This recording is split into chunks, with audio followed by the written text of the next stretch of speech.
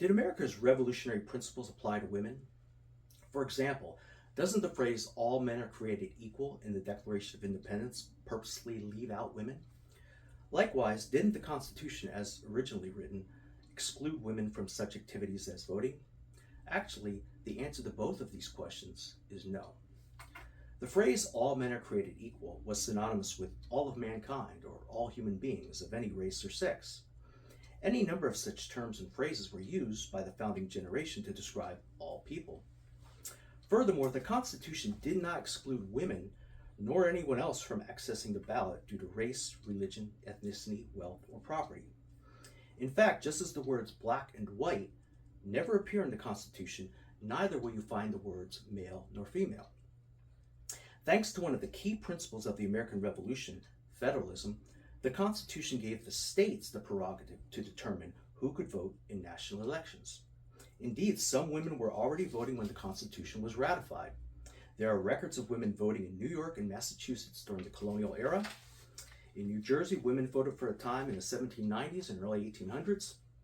Out west, women in Wyoming were voting in 1869, long before 1920, when the 19th Amendment mandated all states to recognize women's suffrage. Additionally, in America, there have been marked changes in the status of women from the beginning. According to Larry Schweikart, from colonial times, the economic opportunities in America, which generally improved the standard of living for men, inevitably benefited women too, since so often their fortunes were tied to that of their fathers and husbands. However, this reflected not patriarchy, but rather dependency, which was widespread among most people in most societies prior to modern times. Very few individuals before the modern era were truly economically independent, instead relying on an elite few who were compelled by either a sense of obligation or duty to provide for others. Two American legal innovations benefited women directly. The first was the prenuptial agreement, which permitted women to maintain property rights within a marriage contract.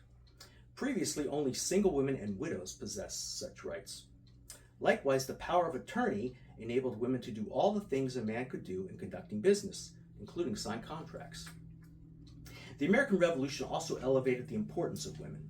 According to Gordon Wood, in a nation founded on the principle that government should be limited so as to promote individual liberty, self-control and the ability to self-govern became paramount virtues.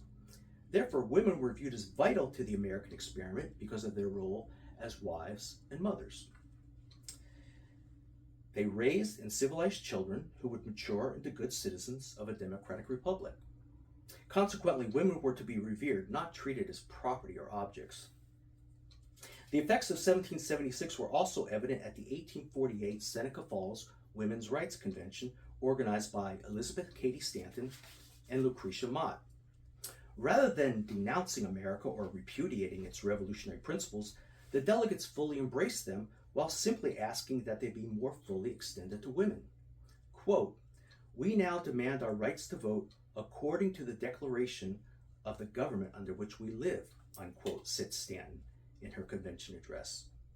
Furthermore, the convention's Declaration of Rights and Sentiments was directly inspired by the Declaration of Independence. Thank you for watching this video. If you enjoyed it, please like, share, and follow my Facebook page or subscribe to my YouTube channel. Thank you.